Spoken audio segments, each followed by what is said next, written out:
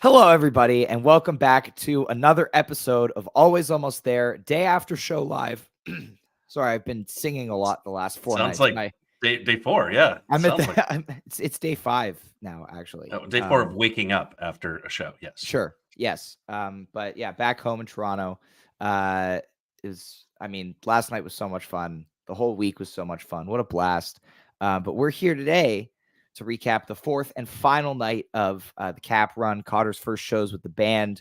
Lots of things to talk about last night. I have a feeling this is going to be a pretty decently long episode. they played a lot of minutes last night. Yeah. So like if the length of the pod correlates to the length of the show, then we're in for it. It's gonna be a big one. We are in for it. And based on one of the songs they played last night, there's only one guy we can have on to really talk about Cotter's first Arrow, which is our special guest today, the one and only Matt from Math, #1 Arrow fan. Hi, Matt. Hi, guys. Thanks a lot for having me / us on. And Arrow's a big part of why I Goose. It just gives me a ride every time. The symbolic nature of, okay, this jam and the path of the arrow, where's it going to go? We don't know, but we surrender to that energy. I love it. And crowd was into it last night for sure. Yeah, it was great. Well, let's get started here. Talk to me pre-show, your vibe going into night 4. Obviously I'm assuming you were predicting that they were going to play Arrow, but other than that, what was your feeling going into the show last night? Well, honestly, after I saw Arrow on an earlier set list, I think it was the second night when they did the start of the album stuff, which I didn't recognize was going on either night. Last night I did. I don't know. I just felt that it was, I don't know, losing my train of thought here. Sorry, guys. But it was, what were we saying again? Sorry. Pre-show vibe. It was this. It was, I didn't think, I was pretty anxious last night. Not really sure why, but was pretty anxious. It might have just been amped up for the last night, and thought Arrow was not off the table, but I don't really chase songs. I mean, there's certain songs I hit the roof for when they hit, but like, I'm not going to be disappointed if they don't, like, in the moment. But it's also one of those songs where I hate to say, I feel like I know it's coming. Like, just could be a second or two. It's like, oh, here we go. And then boom, like it gets quiet or something. And I had to, like I said, kind of labor from the beginning of that set in order to get back to where I was settled. And that was certainly motivation to do so. Sure. Yeah. I was, we every episode this week, we've talked about the set list choices, and still we're going to talk about today the songs that they didn't play this run that, I don't think we've gone 4 shows without seeing any of in ever, since they were all debuted. Cali, Animal, All I Need, like Mr. Action. I can't believe they didn't play Animal. We had a few of us last night around at a couple different points being like, oh, it's Animal. Oh, it's Animal. Oh, it's Animal. I think people wanted to hear it, especially with all the energy that was there. But I'm not going to complain when there's an animal behind the kit, like the poster. Yeah. Hey. Great poster. I wasn't going to get any of the posters for the run. And then yesterday I was like, I got to get this poster. I was kind of down on this one from the beginning, but actually what got me onto it was I missed out on I don't really know poster guys too much. I missed out on a Besh. Nikki's here. I'm here. Hey, honey. We got the dynamic duo today, folks. It's very exciting. Nikki, how are you doing? I'm doing much better now that I'm out of work. Sorry about the delay. All good. You were on the couch last night, correct? So we got a good balance here. Matt and I being at the show, and you and Neil giving us the report from the couch. Before we dive into the set list, how were you feeling, going into the webcast last night, going into night 4? I was super excited because I thought for sure we were going to get another album of some sort. So I was pretty excited. The shows have sounded so good so far from the couch. So it's been not something that I'm like, oh gosh, is this stream going to mess up? I'm not going to get sound. It was like, I knew it was going to go well. So I was very, very excited. Awesome. Well, let's, Neil, sorry, yes. Your pre-show vibe. are you feeling Same as before the night show? before. I think I was even closer to feeling normal after just going incredibly hard night one. That was something. Learned that, like, again, for the millionth time in my life, you can't go that hard on night one. But no, I was back to normal, and yeah, man, same kind of thing. I was just settling in. I had no intention of listening to the whole show last night. I was like, I'm going to go to bed early. I'm going to have a nice Thursday at work. You know, I'll catch the second set. Then I stayed up for a little bit, and then, you know, what happened in the second set happened, and I watched the whole show. Yeah. So Yeah, it was you all couldn't fresh. go to And bed then, after that. yeah, so I slept for like 4 hours last night. That's all good. Yeah. It's gonna be, yeah. You got more sleep than I did. Yeah. So first set kicks off here. Let's dive in. First couple of songs. We get Turbulence and the Night Rays and Earthling or Alien. For me, this Turbulence, I mean, like everything this weekend, a little bit of extra mustard on it. The energy was up from the jump. You know, this was kind of, I guess, the most, like, in terms of first set song selection, this was like, okay, we have the Turbulence, we have the Silver Rising, we have the Atlas Dogs. You know, this is more of like a common, I guess, set list picks than we've seen earlier in the run. But this was a great way to open the show, as it always is. And this Earthling, the OB6 synth continues to just be insane. Is that like around the 9-minute mark? Someone pointed that out online. I was trying to figure out, like, what do you mean? But yeah, there's some part where it just got all kind of electric-y, like buzzy. Yeah. I was like, It's that, yeah, it's that synth that Peter's using. There's one moment watching last night, you know, when he did that like weird like thing, and yeah, like the water Rick, and stuff. It's kind of like water. Yeah, Rick kind of looked over at him when it was like, oh, like that's cool, which was great. Matt, how are you feeling about the first two songs of the show here? Well, I mean, I used to not really like the Billy Joel cover, Turbulence, but I love it now. Like, I joke like that, but Rick is a heck of a songwriter, and he puts little things together that sound good, and I guess don't really mean much yet until they grow a life, it seems. And Turbulence is one of those songs for me that, like, I want to hear. I like the beginning of it. I like the end of it.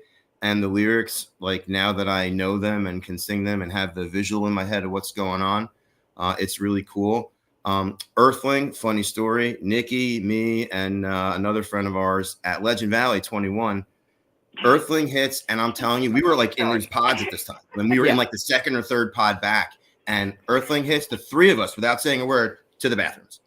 It got stale so fast, that song, especially when they stop. And then jam again. And they, like, okay. And they go through like everybody playing the conducting. Yeah, that was. Yeah, and this now, like, they flipped it on their head. I don't know if it was Chrysalis or whatever a couple years ago, whatever. But man, last night it really got me going. And I was just thinking setlist construction. This is a little bit more typical. They're a little more just in their zone. Not that they weren't the other two nights, but in terms of that, like you were saying. Yeah. Nikki, anything to add there? Any thoughts here? I love Turbulence and I love Earthling, and I was talked out of putting something in my fantasy Goose by somebody because shall remain nameless. Remaining nameless, because he swears it was going to be a regular show. It's going to be a regular show. It's going to be a regular show, and I'm like, all right, well, I'll take Dripfield off and I'll put a couple other things in there. I didn't say to take Dripfield, or someone who would say take Dripfield off. Some might say easiest 8-pointer of the year. Yeah. And I did pretty well. I got like 23 points, which isn't bad because I got nothing in the first set. I did nothing in the first set, and I've had goose eggs the past 2 nights because I was like, I'm just blown away at what they're playing and not expecting a damn thing. So it's like, I didn't know what to pick, and then I'm like, well, it's got to be Dripfield. So I picked a lot of Dripfield, and then him talked me out of it. Say what you want. Dripfield and Tumble were the two songs I wanted to hear Cotter play from the beginning. Not even Arrow, because they did it already on the Chateau, yeah. And so yeah, I wanted to hear the percussion, how it sounded. I thought it just shifted gears more, everything. Mm-hmm. You know, Neil, not in a bad way or a better way, but just shifted gears more where you could, change. Neil, let's throw it over to you for these first two songs. How are your thoughts? I want to comment on a certain internet personality saying that this was the GOAT Turbulence and the Night Rays. Do you want to make a comment on that, Ryan Storm? Or I mean, there's not really a distinction between versions. I know. And I just That's felt why that I'm this asking. one was this. I just felt that this one was awesome, and I just felt that this one just had insane energy to it, and the peak was crazy, and it felt again like everything this week. It just felt more dynamic. Well, So, I didn't ask that to put you on the spot. I brought it up because to me it actually did sound different. And this reminds me of something, and I don't. Maybe this is like crazy, and you can call me crazy. But I remember you're crazy. when I was a lad, a young man, hearing the tapes coming back from Fish in Europe the second time around, the '97 Europe, and everything just sounded different. Every song sounded like slightly different than it always had before, and that's what this 4-show run sounds like to me. Everything just sounds slightly different. And maybe it's because it's been 6 months since we've had a steady tour, right? Or more than that. And even. and Neil, I don't know if you're aware of this, but they have a new drummer.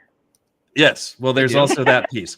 But just like the speed felt like a little bit different on this Turbulence. I don't know. It just sounded good. So I actually kind of agree with you. I don't know if I'm calling it the GOAT or anything. And we've now built a reputation for just blurting out like acronyms anytime Part a of song that is played. part of that tweet for me was just like, obviously I know what the reaction is going to be, and the GOAT Turbulence is not of great consequence. Like, that's not, a playlist Turbulence, right? So it was just like having fun. I was like, I know you were. I'm just picking on you. So that was a good version.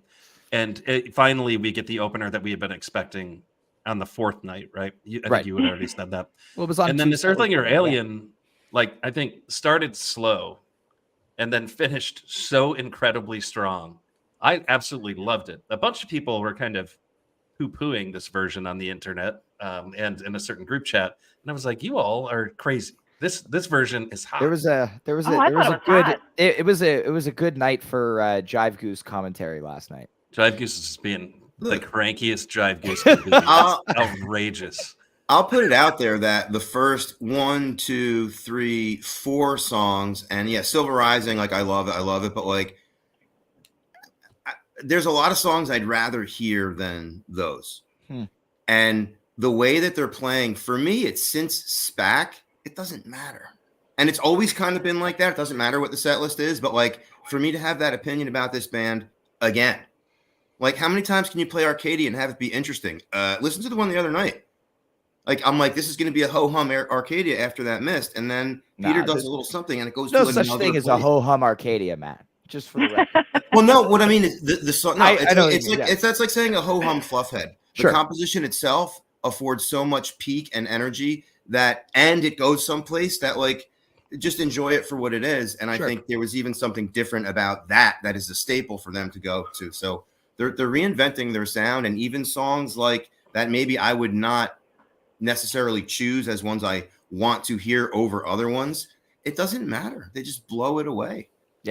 Yeah. And this Earthling, I mean, improvisationally didn't go full type 2, really. It was just really good exploration and so much space created by them.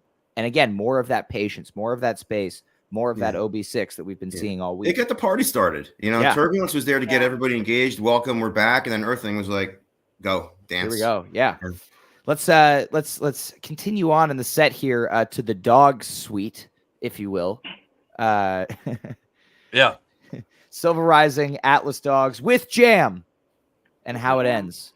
Oh my God. Well, I mean, Silver Rising was sick. Another extra mustard version. Felt like Rick was just, Rick has been, people were saying in the chat as well, Rick has been so good this week. And you could tell during the Silver Rising, he just destroyed the guitar solo.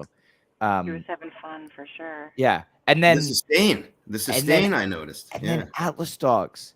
They jammed Atlas Dogs. I could not believe it. It was a gear. Just we're doing this. We're just doing it. Go. And then it was definitely a nice, again, shifting. Just a lot of shifting and there's already energy there.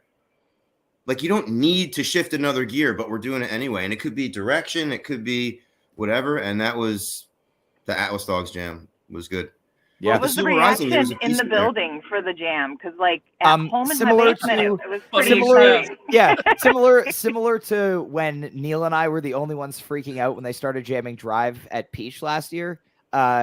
There were like a few people who like were getting really excited about it. Like I was next to shout out Dean Novin in the chat. He was a couple rows behind me. Love Dean. Good we were folks. getting excited. Hello, A Dean. couple people in our area, but for the most part, people were just like enjoying it. And it's not like not Not everyone. realizing. Not everyone is tracking things like they haven't jammed Atlas Dogs in a year and a half. But it was When was fantastic. the last one? I'm not aware of one that. New Orleans 10/6/22 was the last time they jammed it. Okay, was that one of the? Was that a festival Sounds one? alright. One of the No. No. Okay. It was Joy the days Theater. between, wasn't it?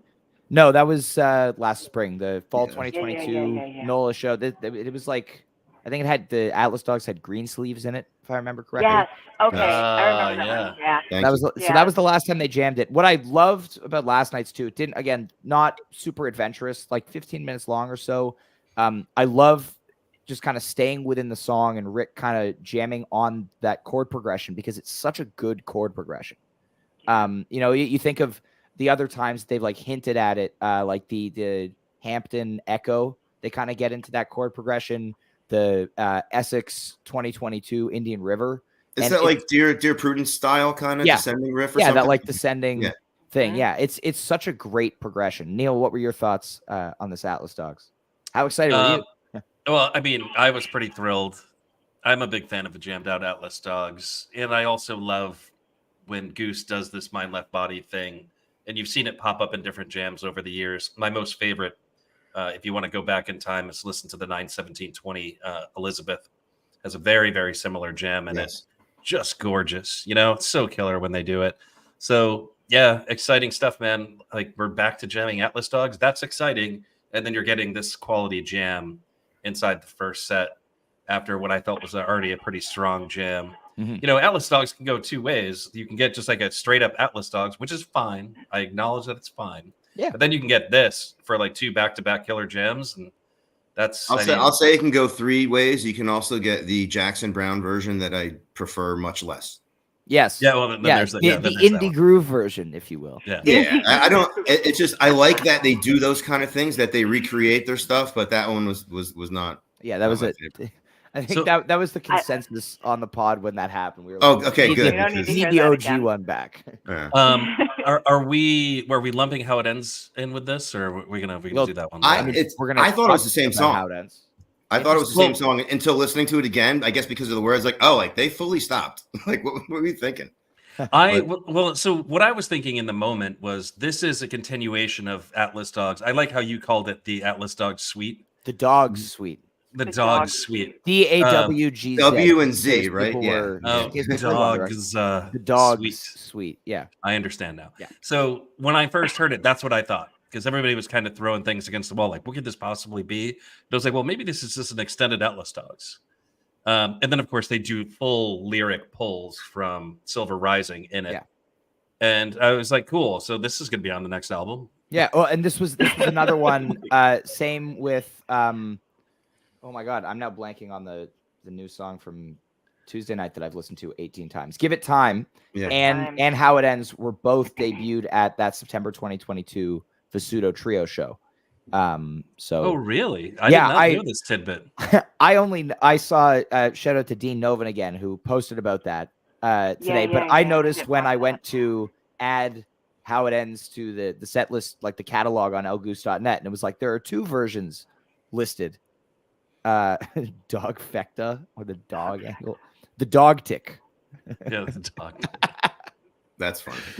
But yeah, so Um, it's great to see so many of these Visuto songs coming in, because like you can tell, like Matt and Rick, they're so good together. And I've been meaning to go and watch the video or listen to the audio. There's a recording of that Visuto version, and I want to go listen to that later. I was busy re-listening to last night, Yeah. but I'm looking forward to hearing it again. And yeah, I'm curious if we see these songs pop up together a lot, or like, I mean, it's just a great song, and I look forward to them playing it again. I hope so. I loved Give It Time. That needs to be played Yes. and explored upon. Absolutely. Yeah, I think I ranked like the new ones because I don't really rank the shows. I Sure. figured that might come up, but it's not it's new to me because you're gonna throw arrows, sling arrows, but I've never listened to a note of Vasudo. Like I've never listened to them. I've never watched, You never should. listened. And that Hot Love, I freaking dug that song until it got kind of logins, but I think that's where Salt starts. I'm not sure. Yeah, Salt was the Loggins-y. Yeah, I don't like that part, but the beginning, the Hot Love is super. You thought it was the same song at first, honey. I thought it was one big song. Yeah, well, it is kind of one big song. It's the same. Like I don't want to go there with the parentheses, but yeah, that was I would not be that was opposed. a lot of fun. Give It Time was my second. I called it Feel It Now meets Not Alone. The words are good, the vibe is good, and honestly, for me, I think I even said this in our text, Nikki. Like it'll grow on me. Like yeah, I need to give it time. Yeah, but I think that's a good one. I saw that someone made that comment on Reddit too. It's like, of course. It makes sense. Yeah. Yeah. Let's talk about this tumble. Because this might now be my favorite jam of the week. Yeah. Oh, really? Oh, it might be. Storm. Yeah. But yeah. we all know why. that I love a good hasty rank. And I've listened to the tumble 3 times today already. Ooh, nice. Tumble is a song that sometimes has like really good stretches where it's like producing really high quality jams. And then you get like the second half of last year where it's like going 20 minutes a lot, but it's pretty much just like type 1 dance parties. And so this was like multi-sectional, which is my favorite kind of jam. And like just felt so good and cohesive. You start off with Peter jumping around the stage, like pretty much like the Yeti from Sunday Night, just digging into that groove on guitar. And like it sounded so good. Like that initial part again. And I love when he like ventures out and just starts bouncing around. It was great right off the bat there. And then he switches to keys, and you get that like Bliss jam to me felt like it felt like a romance jam. Like the vibe of it was very romantic to me. I don't know if that makes any sense. Absolutely. But yeah, that was really good. Yeah. It was very sweet. It was almost like a love songy type of vibe to it. It was so beautiful. I cannot believe how good it got. I wasn't expecting it to get that good. It just kept getting better and better. It's one of those things where I'm listening to the jam, and I've listened to them differently since I did Jam of the Year like last year. I didn't listen to jams like this the same way. Mm-hmm. And now I can hear when they're going and what they're looking for and how they kind of morph it even more into what they're trying to hit. And that brewing part, the patience part of it, I know people hate that word, but do it. It's do it. huge. It's huge. It's not like they're just playing the same thing over and over. They're kind of morphing it a little bit more every time they go through and come back. I'm just blown away as how good they're gotten over 4 days with that. It's amazing to me. And that tumble jam last night was one of them. I was like, what's happening here? I really did not expect it to go as good as it did, because I love a tumble jam, but that one was. I don't know if you realize it, but just now you said one of them, because there were several little places in there in the tumble. It's like a roller coaster for me, always. Like it goes up, it goes down, and again, that's part of the way the song. I think the riff itself is a little bit of that back and forth nature, and I think the jams, it just emphasized how free they have become so quickly. And it was one of those songs. What the heck was the other one? Dripfield, where I wanted to hear Cotter play those because they're percussive. The beats are, the notes are, like it's a lot of that syncopation stuff. And this thing was just a ride like you expect, but yeah. And again, and it was already, even before how long the second set was, this was already a long first set, especially because they went on kind of late last night too. Yeah. So when they started Tumble, I was expecting a shorter, fiery set closer version. And so getting this 20+ minute amazing version was such a treat. Neil, what are your thoughts on this? Not much more that can be said here. I mean, full on, we say this every time they play Tumble, but this time I really mean it. Like full on Corey Wong just Yeah. funked out dance groove. I mean, that was so good and it was so thick. And then somehow that went to just psychedelic melting to Gorgeous Bliss Jam. Mhm. And like, that is really cool shit when they can do that. And it all felt like really natural. There weren't hard right turns into jams in them. It just all kept developing and kept developing. And, you know, the funny thing about You could hear Tumble, them more.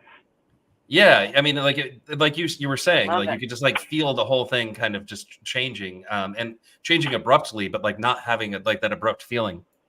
But yeah, I mean, Tumble, like you said, Ryan, over the past year, like you know what you're gonna get when you get Tumble, and like I don't think at all when I think about the song that I'm gonna get something like what I got last night, and like so that feels like a treat when you get a Tumble that kind of hits you in a way that like a really like deep exploration and a wisteria hits you, right? Mm-hmm. And that's what we got.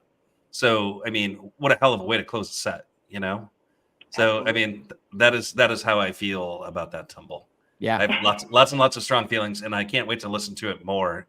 You know, that's the tough part about like these day after shows. Like you can't really fully form your opinions on these things yet, but That's the fun of it. unless you just like throw caution to the wind and just hasty rank the shit out of it, which But you listen, did, which is well, great. we're gonna I mean, talk about some other people's hasty ranks that happened during the second set, which was pretty funny. But set break was cool. You know, I don't know if Matt, I don't know if you had heard the rumors that a sit-in was going to happen, or like I they heard were the circulating wrong earlier in the day. name. Well, shout out to Wally on Twitter, who did a very good job of getting me excited that Jim James was going to show up. Well, I looked up into the boxes Oh, and man. I didn't see him. And I think, you know, unless he cut his hair and stuff a lot, like he was Yeah. not where those maybe people would be like, but yeah, go ahead. It was not who I thought it was. No, yeah, it's I had heard something about like, oh, maybe it's Vampire Weekend because we know they're big fans of Goose. Goose did the 2021 thing a few years ago. You know, Ezra saw them in LA when they were still opening for Pigeons. I think like he's been Oh wow. he's been a fan for a while. And we know that they love Vampire Weekend also. So it was really cool. When they opened the second set and brought them out. I'm sure, and most people were expecting them to play 2021. Yes. If there's ever a Yes. time to bring that back, it's like when they're on stage. But instead they didn't. I had not heard either of these songs before, which Neil, you and Brian Bergman were giving me shit about. I think Are Gen they X Cop's both like new maybe I songs? can get, but like Cape Cod, dude, like the When song. would I have heard is- it? I don't listen to other bands. If you walked near a radio in the last 15 years, like I don't know. I've never heard it. Never I heard didn't it. know it was Vampire Weekend until the second song. When you told me, Oh B, man. Okay. you told me. I'm like, okay, like I That's fine. didn't know. Like I Yeah, don't know I their texted music. Matt and I'm like, I was getting ready to go to bed and he's like, I'm like, somebody's there's- on the stage. I'm like, you mean Goose? You're like, is it He's like, Goose? no, there's I'm other like, people. no, there's other people up because I took I had a to long, get on Twitter and look. Yeah, I took a long set break and I came back and had to like find my way back to where we were. And I'm like, what is going on? I'm like, who are these people? And someone next to me was like, we're right next to the board, and it must have been a super fan, was like oohing or wooing or whatever they were doing, and people were into it. Yeah. I mean, I don't know. killer music. I was excited. So, like, background story. I love to do this one because I do it every so many episodes. But like, I took a long break from jam music, like in the early 2000s until hiatus ended for Fish and whatever. So, didn't listen to Good any call. jam music at all. None at all. Listened to just nothing but indie rock. Like, Wow. absolutely love Vampire Weekend. And yeah, so this was like really exciting for me. I'm not like a Vampire Weekend super fan like some people are. I mean, people are like nuts about Vampire Weekend and know like every note of every song. I think Brian Brinkman, who was just berating Ryan last night for not knowing the titles of the songs, is a good example. But yeah, man, folks really dig that band. I dig that band. How long have they been around? I'm I not wanna say very since, like, familiar. Like 2008, I want to say. Yeah. The only Spoon way Tour I know days, them Neil? is from being on Rock Band. They have a song on Rock Band that me and my daughter used to do on the Wii, and I had to sing it. Still don't know the words, but it's the one that's in all the commercials. A-Punk, yeah. Yes, Well, that's the hey, one. hey, hey. Sounds like a Scout song. Yep. almost. Yeah. Yep. I will say it was really cool to hear how, obviously CT, the drummer for Vampire Weekend, is not like a second drummer in his band, right? Like he's a very active player. And he's obviously familiar with the jam scene because of Taper's Choice. But it was cool to hear how he and Kata were playing together. I don't understand the reference there. Yeah, like pause for a second so we can explain some things to people here. Oh, explain Taper's Choice? Yeah, so Taper's Choice, the drummer in Taper's Choice is It's a the band, drummer Of Vampire from Weekend. Vampire Weekend. It's the same drummer? Yes. Same guy. Okay. Same guy. And then the bass player is the guy from Real Estate, and then there's another dude in the band. But yeah, they are a jam band. They don't play around here too often. It seems like they play the West Coast more than I was here. gonna say I've Yeah. seen Or- the West Coast. Yeah, Is Vampire Weekend a jam band? Like, do they No. jam like that But not like that. at their but shows? They Like, have jam tendencies. It's like I was talking to someone about this morning. It's like Goose does this with bands like Vampire Weekend and Dawes, who like they have Dawes, some I like but- Dawes. I knew them before Goose. Yeah, but Yeah. I mean like more of like the indie bands that then, they sit in with Goose and it's like, okay, we're going to jam for half an hour. Like and Well, they're but- like really into it. everybody jams, right? Like Right, if but you're they in a don't Sure, jam band they kinda for, have no, but they to, don't right? jam like that for 30 in front of minutes. an audience. Yeah. Yeah. Not in But they- No, concert. that's what I right. mean. Everybody jams. Like, I don't know. Like, do bands like stretch out for 20 minutes on a song live? Like, I didn't think Yeah. No, not this live. kind of band did that. Yeah. I think they're jam appreciators. Let's say that. Yes. Yeah. That's a fair way to They put did. it. I saw online today that they played in Texas a few days ago, and they like played part of Cumberland Blues and Possum. I saw that. So, yeah, Wasn't that on Jambase or something? I saw that too, and Yeah, I it was was like, "Huh, that's Jam-based or interesting." Relics or something. Yeah. Yeah. But let's talk about this Cape Cod jam. Neil, as somebody Which was who really is good. very familiar with the song, Yes. how did you feel as this was unfolding? I like millions of people are familiar with the song, but Okay. Thanks, Like, Neil. seriously? Like, they're that big. well, that song Thanks, is Neil. like when you think of Vampire Weekend, there's like two songs you think of. It's like A-Punk and Cape Cod. I don't know. Those are the ones that immediately come to mind for me. But in any case, the jam was hot. I think a lot of people were complaining. A lot of diehard Goose fans who like didn't know Vampire Weekend were saying like, "This isn't good. Like, give us Goose songs." Well, those are two different statements. Yeah, True. Give us more yeah. Goose songs. I am firmly on that. yeah, But true. Don't Okay. say that wasn't good. That was the soup. That jam was hot, and it had sections in it that were actually really good. So I think those guys do jam. I think Ezra jams. I think obviously. clearly the drummer jams, and the names are escaping me. That's fine. But TT. there were sections where there was like some start-stop stuff where like drums were going, then bass was going. There was like kind of people feeding off of each other and ideas being exchanged on stage, which is hard when you have that many musicians going at once. Yeah. Especially like two bass players. That's really easy to screw up. And they weren't screwing it up. It was, Oh, it and I sounded wanna great. had a give- hard time with that part of it. I was trying to distinguish there, and I couldn't. But I'm looking forward to I going think back that's again. that's Watch also it. a positive. Like I think that's credit to Loomis as well and his sound mixing that he could handle two basses being on stage without it sounding like they were stepping all over each other. And the two, obviously, the musicians did a great job as well. From a from talking about like the people not thinking it was good or wanting Goose songs, whatever. I initially, when they came out for the second set and they played the first song and they were doing another one, I was a little bit disappointed because I was like, I was really hoping they were going to come out for the second set and just give us like a massive hunger site like that. That's what I was expecting. That's what I was looking for.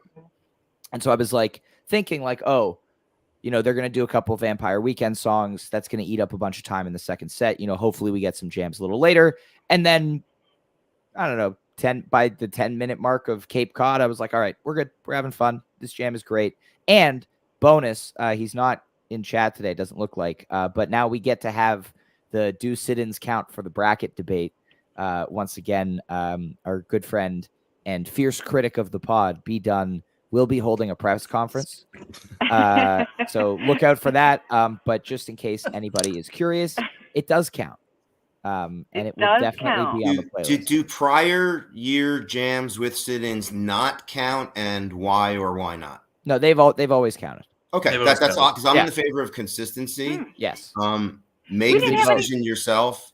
Didn't like the Trey year Was it people the got Trey upset? ones? Yeah, I 22? thought the Trey ones were not allowed or something. No, they were. Maybe I'm wrong. No, B tried to get them to not be allowed. Well, I have a Oh. bigger concern than who else is on stage. If Goose is on the stage, I think it should count because they're there.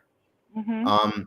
If you think a jam is better because someone else is playing, you think it's what? Because someone else is playing. You think it's better? Okay, then count it. Like it's your favorite band or it's a band you're seeing and you care enough to be involved in this discussion, but you're just going to discount an entire sometimes set or 3 songs or whatever because there's additional people on the stage. That's a good platform to have, I guess, but I'm not supporting that. There we go. All right. Thank I you do for that, want to Matt. point That's a out great one argument. thing though, because Yes. I was watching it, and there was close-ups. But Ryan, you and Ezra could be brothers. You guys look a lot alike. Like at first I saw it and I was like, is Ryan on the freaking stage? What is happening? And then I realized it was Vampire Weekend. I'm like, oh my gosh, you guys look a lot alike. Thank you. I'm texting Madison Hoovan now for the beam. We should Oh, have it boy. shortly Yeah. after the show ends. It might not even take that long. Yes, Paul Saylor says Goose fans who aren't familiar with vampires should check out the Beyond the Pod. Yes, good friend I seen Brian that one. Brinkman It's and actually on crew. my list. Excellent podcast, and will help you discover other music if you're interested in that, which some people are apparently. I agree Ryan's with you. never Apparently, listened. some people apparently want more than what we've already Do I got. have No, that's all time for good. that? I don't know. It's I all gotta listen good. to another So Goose show let's or two. let's get back to this jam because there's more improv to talk about, and again, it's another amazing multi-section jam, which is so cool when they do that with so many guest musicians. As we've said, it was just amazing how good they sounded, but not like for example, the Broswood from last fall with Dawes. Yeah, I love calling it the Broswood. Rosewood. But that was very much like a singular idea for most of the jam and sticking with it and really exploring that idea. This one kind of went all over the map. You had the Jessica teases around the 20-minute mark, which was fun. Yeah, I gotta go back. I missed that totally. That was so good. Great interplay between Rick and Ezra, throughout. And then you had that funk section at the end with Peter on clav. Like there was just a lot going on, and every single person on stage looked like they were having an absolute ball. Like, I made some notes that include that section because I did that today, and I'm like, I'm gonna skip this that is a good point. The main difference between Ezra and I is that I'm not married to Rashida Jones. Okay. Valid point. part. I found like No, he was married to Rashida Jones. That's kind of awesome. Yeah. Anyway, awesome. sorry for interrupting you, Matt. no worries. I do not know who that is. Yes, you do. We went over this. That's Quincy Jones's daughter. She was on the Parks and Rec. Okay. I was like, I need to see the face. Be like, oh, okay. Still I love going you, with the honey. clav. Like, when is enough enough? Never. At this point, When is really- enough arrow, Matt? No. I'm getting there. I'm like, at this point, I'm really upset Yay. that the crowd is so big and I can't get back to my spot, but the jam is too good to worry about it. Right. Like I couldn't even get back. And I'm like, the first song, I'm like, what is going on here? And then I'm like, I even tweeted, I'm like, what is going on? And then that second jam was so soupy. And I was like, this is great.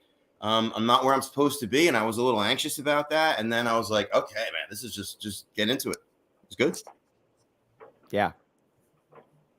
Neil, you got anything else on the jam here? No, I mean, I got to go back and I got to listen to it. I definitely have to pick this one apart. I wonder if this sticks around on the playlist through the end of the year, but it's still a pretty good jam. It's maybe my third favorite jam of the night. Yeah, well, I'm sure it'll be playlist worthy, but yeah, it's not top of the playlist, but it's still. Well, I mean, really that's sick. the crazy part. I And guess hey, that's if the you- point I was trying to make, though, is that like we're talking about it being on the playlist. It is, in my opinion, the third best jam of the night. Mhm. Over this 4-night run, there is just an astounding amount of high quality improv. Yeah. So like we're talking about that thing, like that's like the third best jam of the night. I mean, this run I is think just we're still nuts. recalculating the baseline here. Like someone who's what I know is like a Fish, fan, very much so, who's like kind of, recently discovering Goose, was just kind of getting into this discussion. And he's like, how is this? And I'm like, compared to what? And he's like, well, compared to last night. I'm like, you can't even compare. Like, there's no baseline. Like, everything is like a new, like, I thought the album thing was like a Cotter's versioning of what we're doing. Let's let him run through all the stuff that's out there, released, so he can listen to it and then adjust from it. And, I haven't really changed my mind yet. Right. Well, it's cool. Speaking of albums, how after this we then get not in order, but similar to Tuesday night, how they played a bunch of Shenanigans songs late in second set and encore. Last night they did that, but with Dripfield tunes, which was cool. Not playing the whole album, but everything from Arrow through the end of the show is from the album. So interesting to look at there.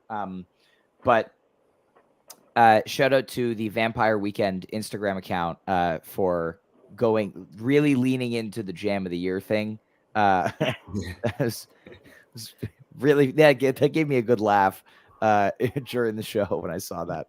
That warmed my heart. I mean, they like not more than doubled down, like 3 separate three like separate reels, Instagram stories talking other about stories about Really? the Jam of the 3? Year, which is amazing. Like Yeah. somehow like that is the lexicon. Like when you think about Goose, like if you're Ezra, like you think about Goose, you're just like talking about Jam of the Year. Just Jody.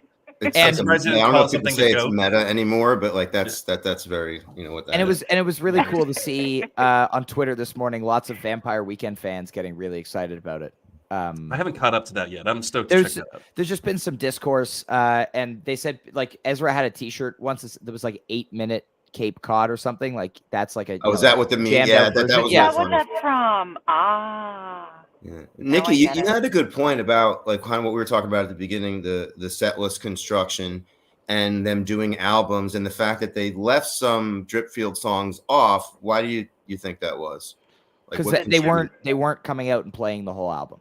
I think that what happened was that they were going to play the whole album, and they had the Vampire Weekend presented to them, and they were like, "Fuck yeah, Vampire Weekend." We didn't get and that the cut whole off Shenanigans either. I think they had to cut it off to make room for Vampire Weekend. So they pushed it down and were like, okay, well then we're just going to do Hungersite, Dripfield, Born, just the new songs, so to speak.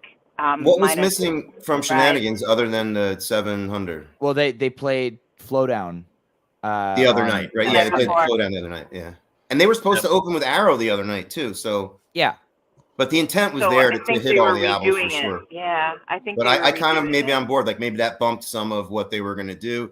Some people were like, I even said, well, no, we'll get there.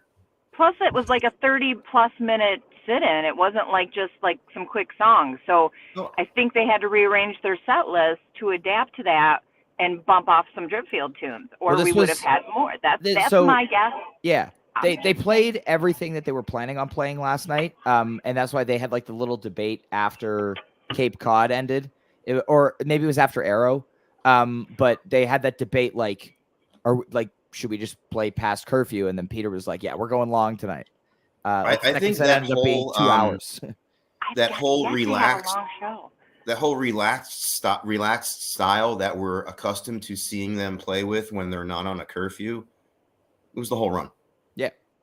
They felt like they weren't on the clock, like they were taking their time with stuff. They had, it's nice that they have that kind of support and the ability to, make that call. Sure. And that they have the support there of the staff. I mean, they're incredible, everybody there.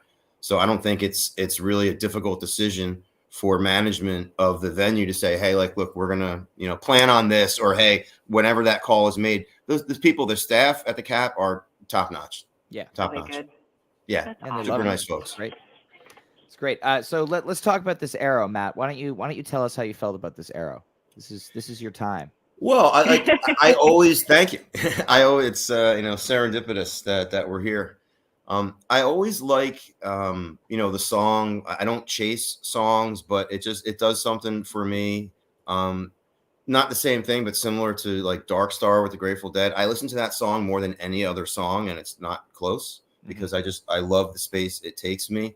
I think the song itself is, and the jam specifically, is symbolic of the lyrics, the flight of an arrow. You don't know where it's going to go. The purpose has perhaps been set from the beginning. Perhaps it's all up to chance, or perhaps you have the ability to frame that journey. And I just love the symbolic nature of the song. So put that in one place. And then the second thing is I'm still trying to get back to my like group.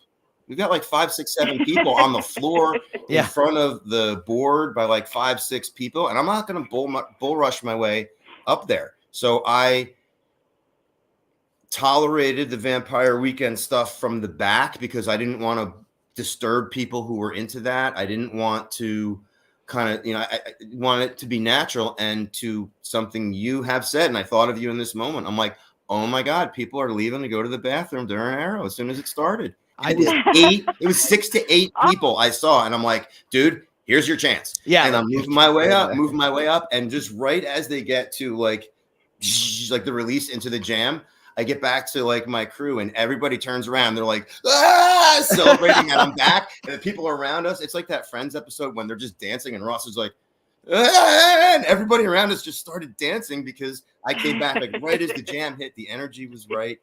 I listened to it again today and it's maybe not as good on the playback as it was in the moment, but I love the frenzy. I love the dance party. I love everybody moving. I like when it comes back at the end. And completely satisfied with having it on the last night.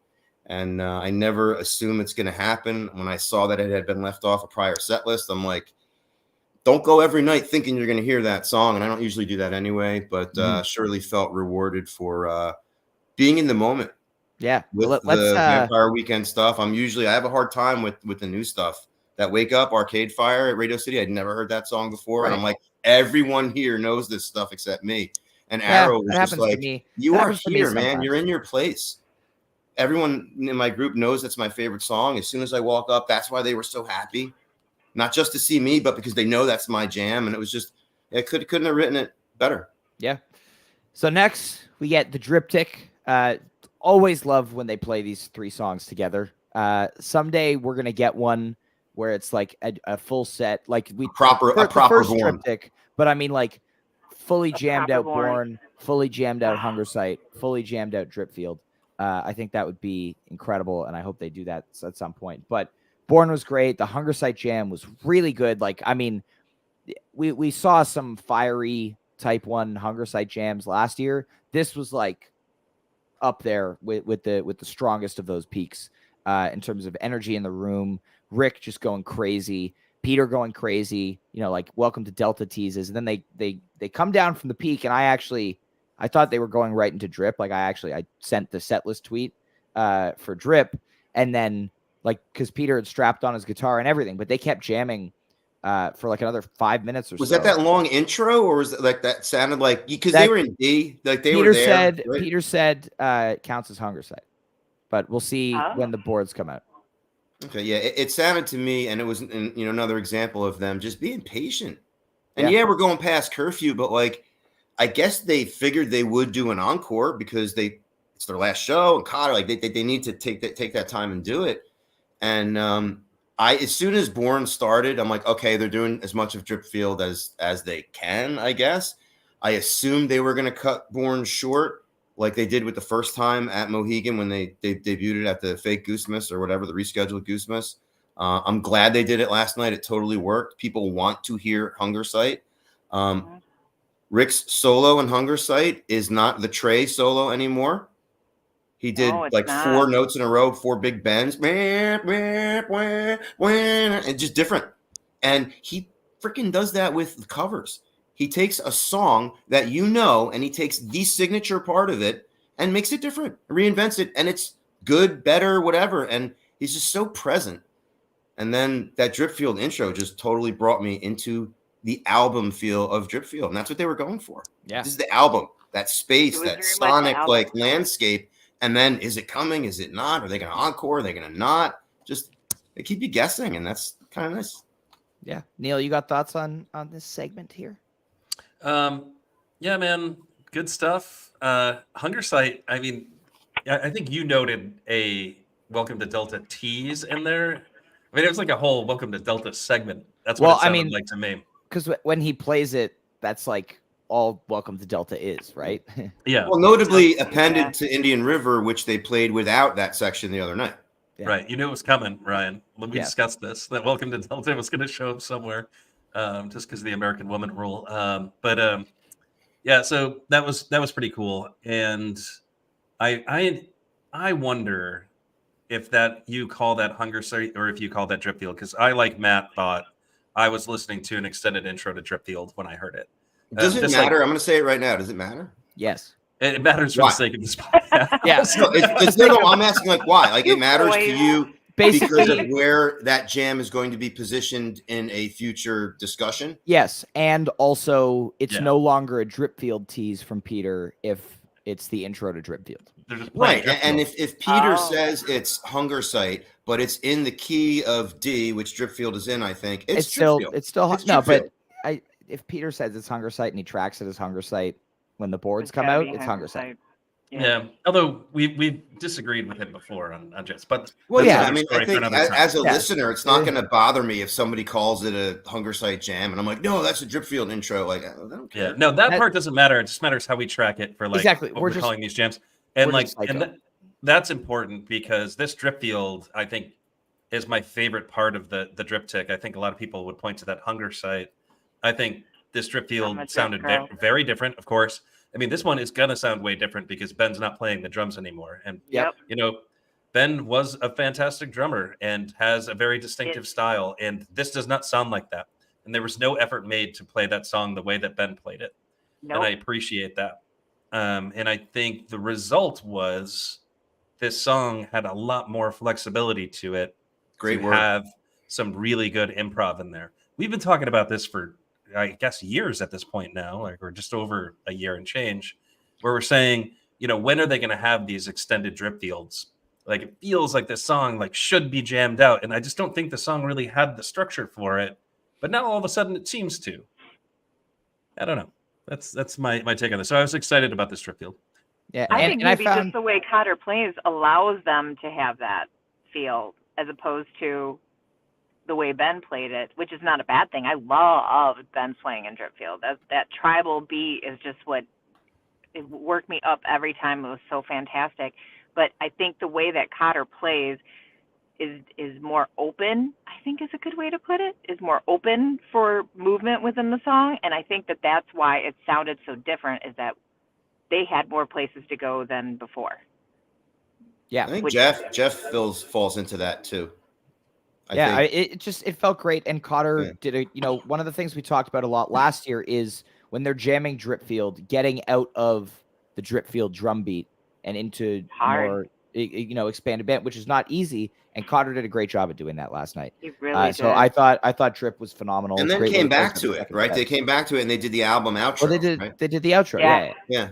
Yeah. Which is, I mean, Just the Oh, awareness great to do riff. that and hook back into that, and Yeah. again honor the album, which is what they were doing without doing. Sure. And then we get the Slow Ready encore. This one, some people were like, "Oh, weird encore pick." To me, it was like they didn't play that. I remember last year on night 5, it was on the set list as being the encore, but they didn't play it.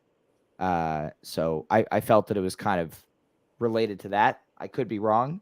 But shout out to the square light above Peter. Oh my God. Getty was just So like, cool. putting him in his own little. There was a box time he during was the jam. like, it looked like he was almost playing it with his fingers, or just playing with it with his fingers, like the light was He coming did around. that It's just in like that it in was a harp.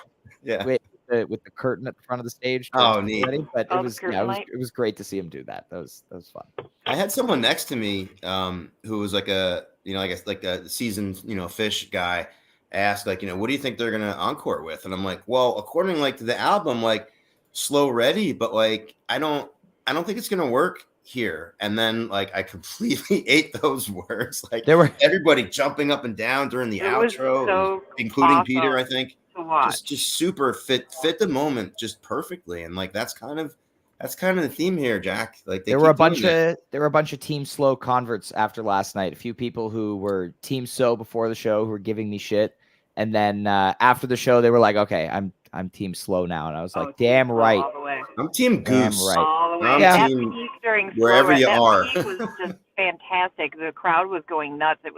I was actually in tears because I wasn't there. Like I wanted to be in that crowd during that Slow Ready peak. It was just, that feeling. So good. Niche. I watched and it- Matt do a 6 feet standing vertical the moment Slow Ready started. Got a little excited. That's great. That's great. Well, that brings us to the end of the show here. Nikki and Matt, thank you both so much for being on today. It's been a pleasure having you guys on the pod. It's been a hell of a week. And so excited that we have, 4 brand new Goose shows to dig into. We will be doing in the next couple of weeks, we will be doing a recorded episode talking about the run as a whole, breaking down the best moments, ranking some jams as we do. But I'm looking forward to that. And 6 weeks until summer tour. So it's Cannot not wait. nearly as long of a wait. And now we have these jams to sustain us until the end of May. I cannot wait for a big tour to happen. It's felt so good having fresh Goose for the last 4 nights. And, can't wait to listen to these jams over and over and over again. So thank you, everybody, so much for tuning in today and all week. We'll be back, obviously, with day after shows in June. So have yourselves a wonderful rest of your spring, and we will see you guys soon. Thank you so much.